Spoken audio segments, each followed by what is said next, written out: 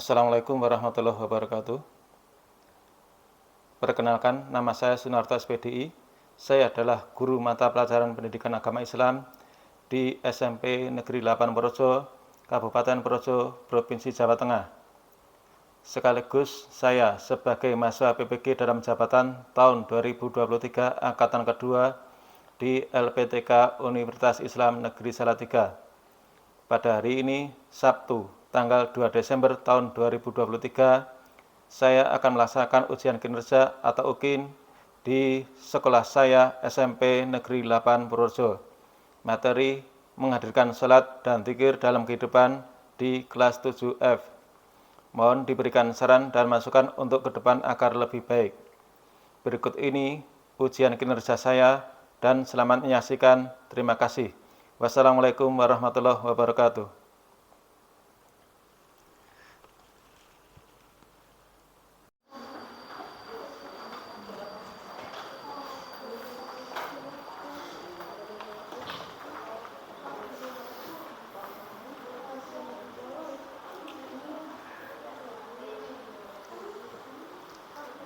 Assalamualaikum warahmatullahi wabarakatuh. Waalaikumsalam warahmatullahi wabarakatuh. Sebelum kita mulai pelajaran pada pagi hari ini, marilah kita mulai awali dengan doa. Semoga apa yang kita pelajari hari ini bisa mudah diingat, bisa bermanfaat, bisa mengantarkan kita kesuksesan baik dunia ataupun di akhirat. Ketua kelas mimpin doa. Kalau siap,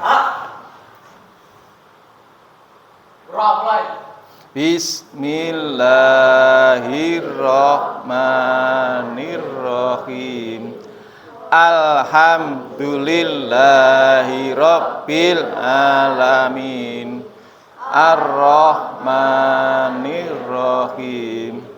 Maliki yaumiddin. Iyyaka na'budu wa iyyaka nasta'in. Ihdinas siratal mustaqim.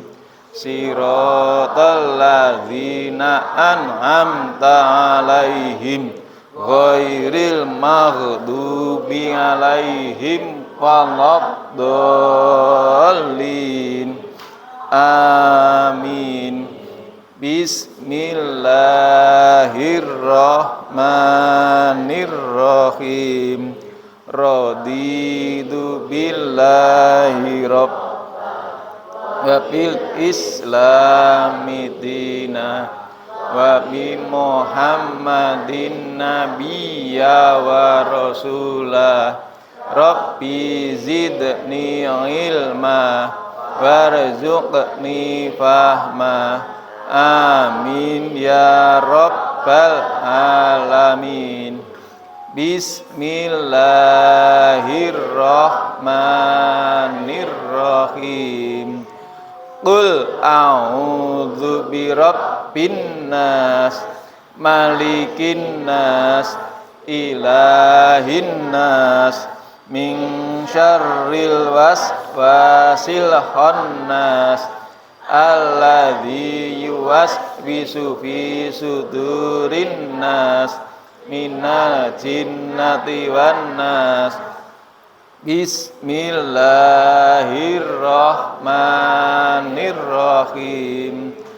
Qul a'udzu birabbil falaq, min syarri ma khalaq, wa min syarri ghasiqin idza waqab, wa min syarri naffasati fil 'uqad, wa min syarri hasidin idza hasad.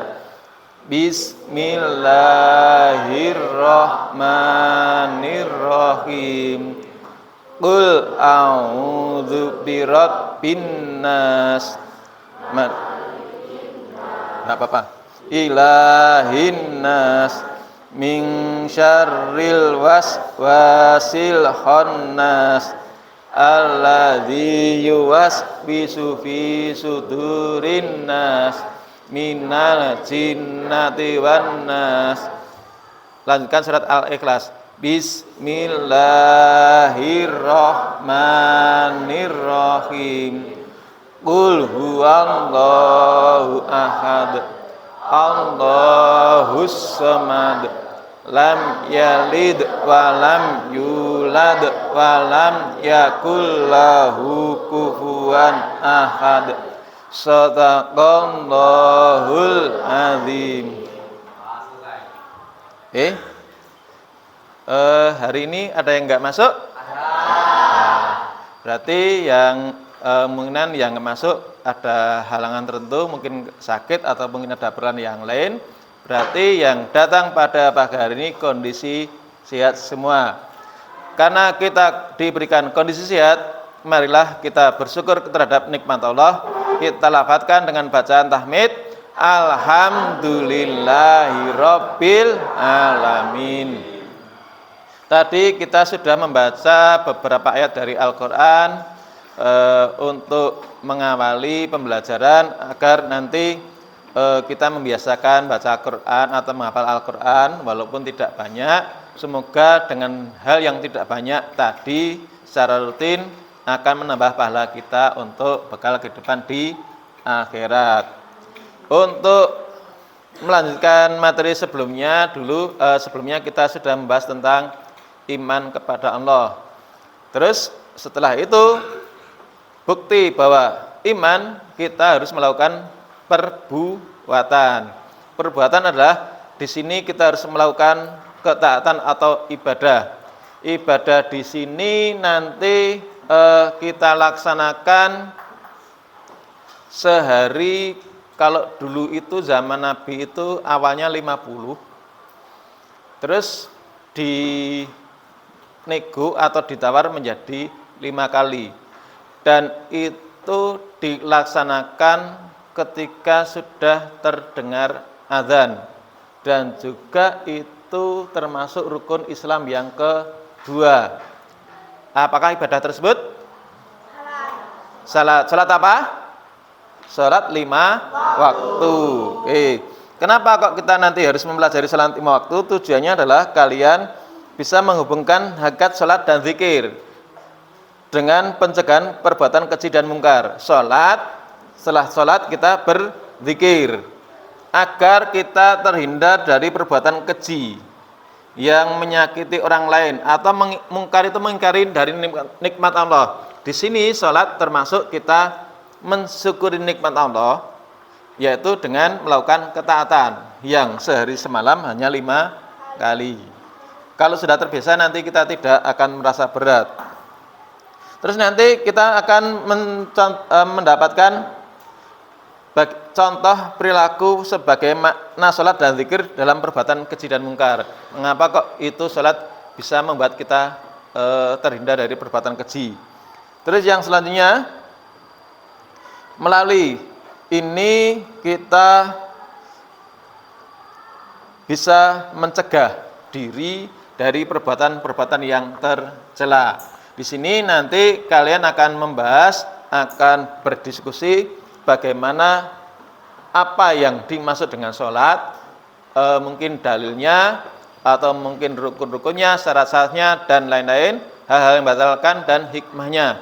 Nanti dikelompokkan menjadi 5, berarti setiap kelompok sekitar 6 orang. Nanti saya harapkan kalian tidak ada yang komplain, tidak yang protes, karena kalian berteman baik tidak hanya di SMP saja, tapi nanti sampai di kelak selama-lamanya. Selama kalian diberikan kesehatan, kalian akan berteman. Jadi nanti jangan sampai, saya mau kelompok dengan dia, kelompok dia, enggak. Disyukuri siapapun temannya. Jadi nanti setiap kelompok 6 ya, akan saya bagi nanti berkelompok, terus nanti silakan dikerjakan. Itu saya cak biar nanti agak ada yang putra ada yang putri. Berarti satu kelompok 6 ya. 1, 2, 3, 4, 5, 6. 1, 2, 3, 4, 5, 6. 1, 2, 3, 4, 5, 6. 1, 2, 3, 4, 5, 6. 1, 2, 3, 4, 5, 6, yang terakhir 7. Jadi nanti yang nomor 6 yang pertama kelompok 1, nomor 6 yang kedua kelompok 2, 6 yang ketiga kelompok 3, 6 yang keempat kelompok 4, dan terakhir nanti kelompok 5. Ada pertanyaan? Bisa dipahami? Terus nanti berkelompok hadap-hadapan. Gitu ya. Ada pertanyaan? Ya, oke, nggak apa-apa. Oh ya udah. Oke. Terus silakan berkelompok, nanti jangan pakai kegaduhan, silakan menuju kelompoknya masing-masing. Sini 1, nanti C-nya belakang, 2, 3, 4, 5 di belakang. Ya. 5 toh? Kan tadi satu orang kan 6. Jadi 5 kelompok. Ya, ya satu kelompok, ini satu kelompok. Enggak apa-apa. Oke, nyantai aja. 1 sampai 6 kelompok 1, ini kelompok yang kedua, ini kelompok 3, nah kelompok 4, kelompok 5. Yang terakhir 7 orang. Gitu ya? Enggak apa-apa. Yang kelompok terakhir jumlah anggotanya 7 orang.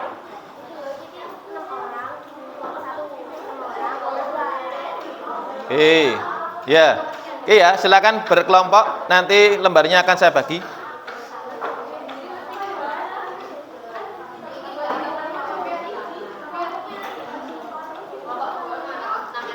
Kelompok 2 di sini enggak apa-apa lah, biar ben cepet.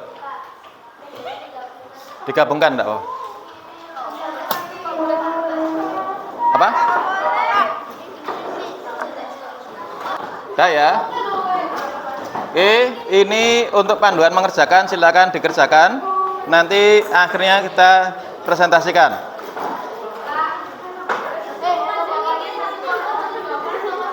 Masing-masing. Nanti presentasi.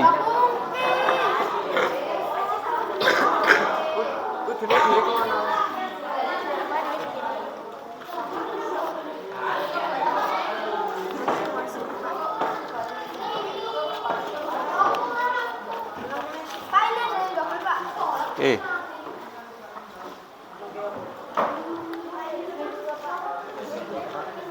Boleh buka buku, Pak? Dikerjakan dulu sebisanya. Belum. Di kertas dulu.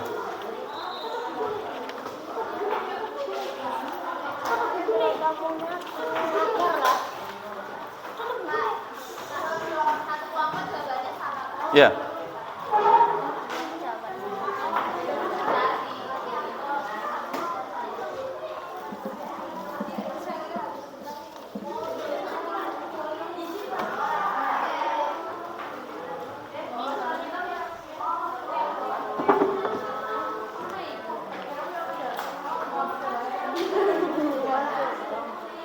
Nah, silakan dikerjakan.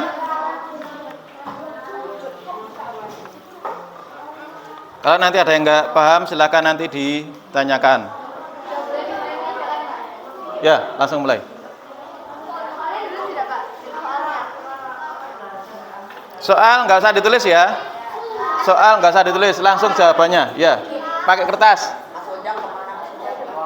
Di kertas, pakai kertas.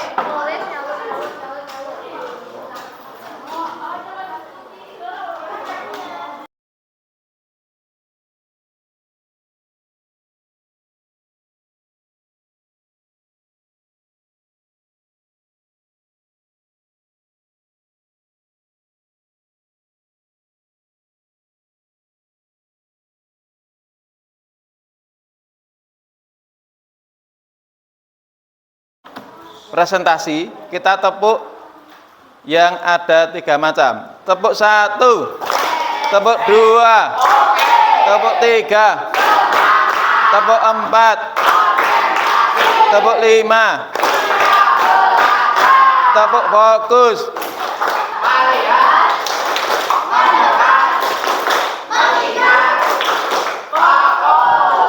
Konsentrasi.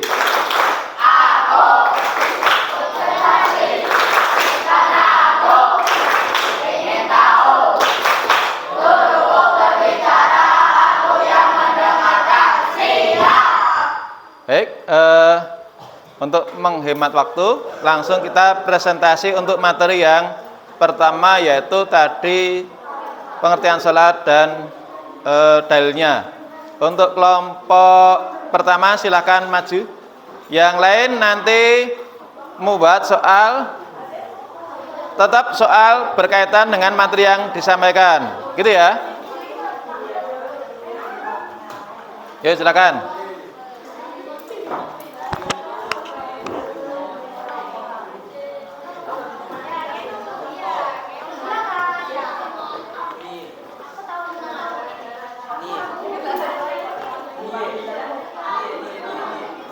Dah.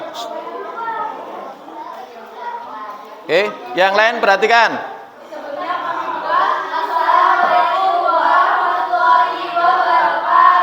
Waalaikumsalam warahmatullahi wabarakatuh.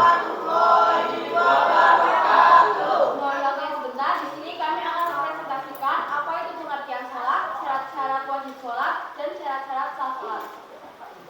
Yang pertama, asal makna pengertian sholat. Asal makna sholat menurut bahasa ialah doa.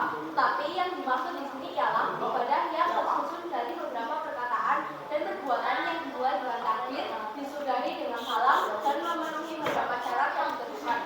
Firman Allah Subhanahu wa taala pada Quran surat Perhatikan. Al-Ankabut ayat 45 yang artinya, dan dirikanlah sholat, sesungguhnya sholat itu mencegah dari perbuatan-perbuatan keji dan mungkar. 2. Syarat-syarat wajib sholat. Para ulama membagi syarat sholat menjadi dua macam. Pertama, syarat wajib, dan yang kedua, syarat sah. Syarat wajib adalah syarat yang menyebabkan seseorang wajib melaksanakan sholat. Sedangkan syarat sah sholat adalah syarat yang menjadikan sholat seseorang diterima secara syarak di samping adanya kriteria lain seperti rukun. Sholat wajib sholat adalah sebagai berikut. Pertama, Islam. Orang yang bukan Islam tidak diwajibkan sholat, berarti ia tidak dituntut untuk mengerjakan di dunia hingga ia masuk Islam. Karena meskipun dikerjakannya tetap tidak sah. Tetapi ia akan mendapat siksaan di akhirat karena ia tidak sholat. Sedangkan ia dapat mengerjakan sholat dengan jalan masuk Islam terlebih dahulu. Sebagaimana firman Allah Subhanahu wa taala pada surat Al-Mudaththir ayat 40 sampai 44. Berada di surga mereka menanya tentang keadaan orang-orang yang berdosa.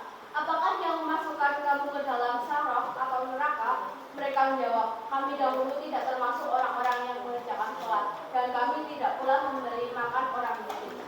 Kedua, balik. Balik adalah seseorang yang telah sampai umurnya 15 tahun berusia atau sudah mendapatkan satu tanda haid dengan meninggal atau mimpi basah bagi laki-laki atau perempuan dan datang haid khusus bagi perempuan. Anak-anak yang balik tidak dikenakan kewajiban sholat berdasarkan sabda Nabi SAW yang artinya dari Ali RA bahwa Nabi SAW berkata, diangkatkan pena atau tidak ditulis dosa dalam 3 perkara. Orang gila yang akaknya tidak berperan sampai ia sembuh, orang tidur sampai ia bangun, dan dari anak-anak sampai dia balik. Hadis riwayat Ahmad, Abu Daud, dan Al-Hakim. 3. Berakal. Orang gila, orang kurang akal atau mabuk dan sejenisnya, seperti penyakit sawan atau ayan yang sedang kambuh, tidak diwajibkan sholat, karena akan merupakan prinsip dalam menetapkan kewajiban atau takdir. Demikian menurut pendapat jumhur ulama. Alasannya adalah hadis yang diterima dari Ali RA yang artinya, dan dari orang gila yang tidak berperan akalnya sampai dia sembuh. 4. Suci dari haid dan nifas.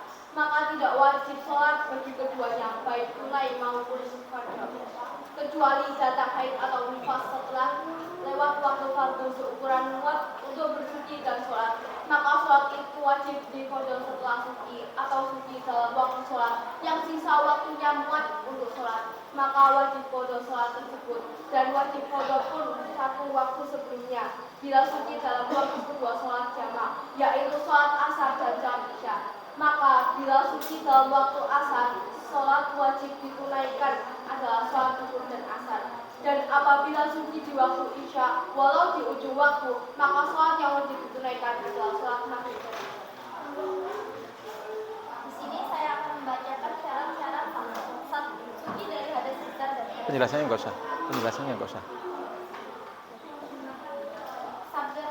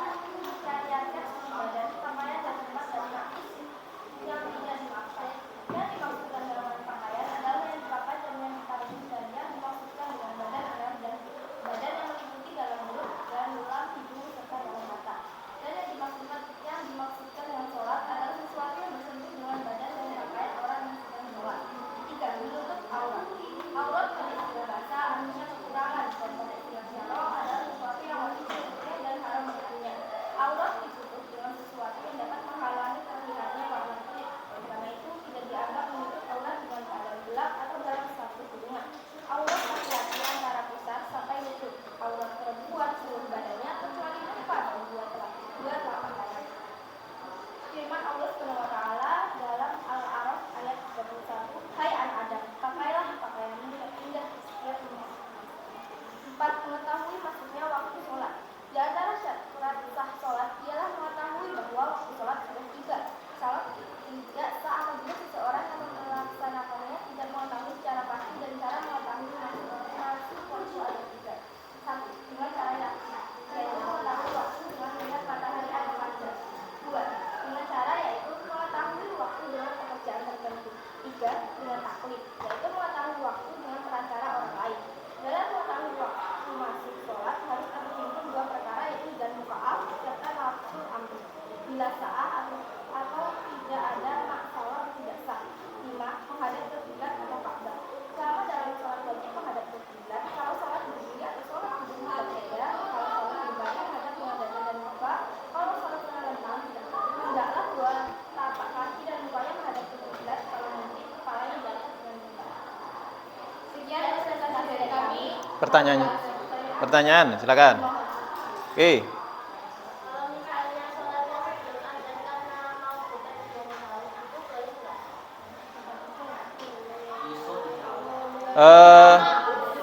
Misalnya gini, ini tadi pertanyaannya gini ya. Sebelum waktunya.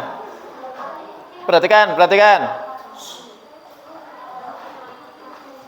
Mau bepergian misalnya naik bis atau naik pesawat.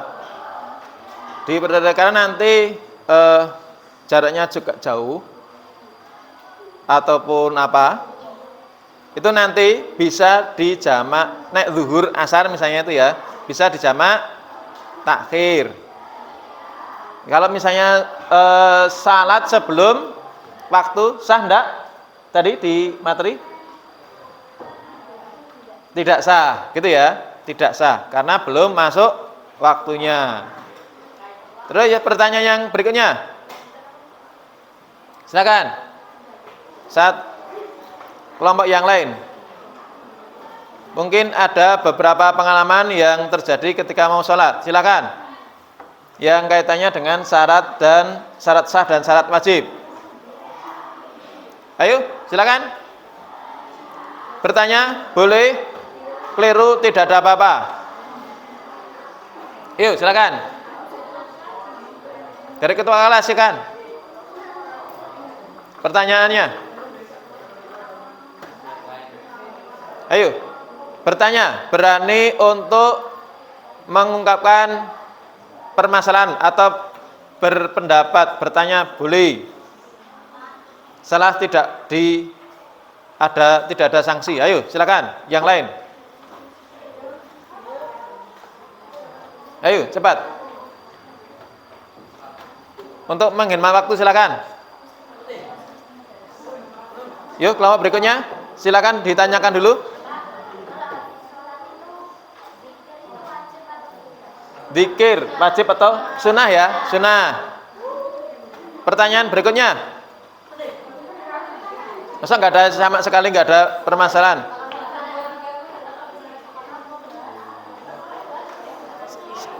Pertanyaan kaitan dengan sholat bebas, tidak harus ada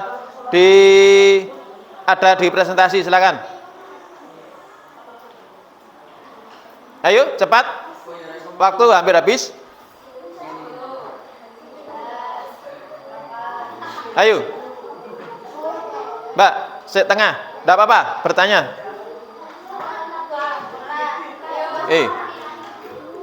Tidak apa-apa. Silakan bertanya. Ini siapkan satu pertanyaan kelompok sini.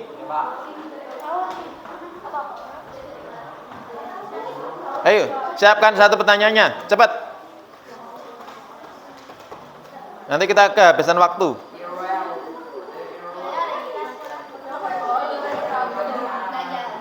Oke. Nifas.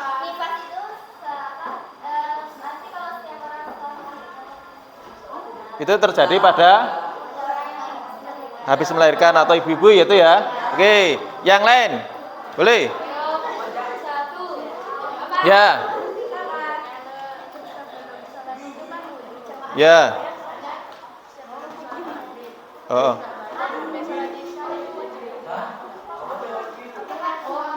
dari maghrib sampai isya wudhunya tidak batal. Apakah harus wudhu lagi gitu ya? Oke. Nggak apa-apa. Ya. Ada keterangan kalau belum batal wudhu lagi itu malah kalau nggak salah itu makruh gitu ya, karena boros air. Apalagi beberapa waktu yang lalu kita kemarin yang agak panjang ya. Oke, lama terakhir. Silakan.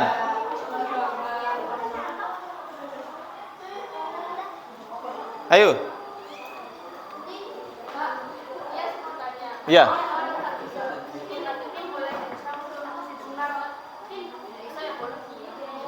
Orang yang habis sunat itu boleh langsung salat? Ada keterangan belum? Sebelum dia sembuh. Gitu ya. Oke, cukup untuk kelompok pertama. Pertanyaan sudah lebih dari 4. Silakan untuk diakhiri.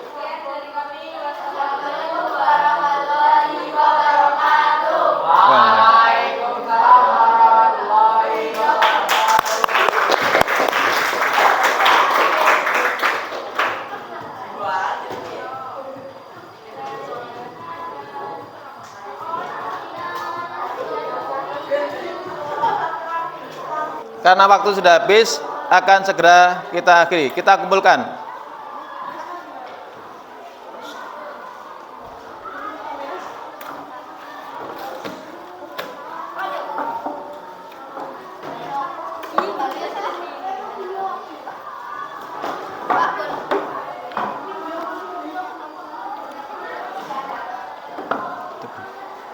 Penutupan dulu. Oke, pertemuan hari ini kita berjalan dengan lancar, dengan sukses. Maka kita tutup dengan bacaan tahmid. Alhamdulillahirabbil alamin. Saya akhiri. Assalamualaikum warahmatullahi wabarakatuh.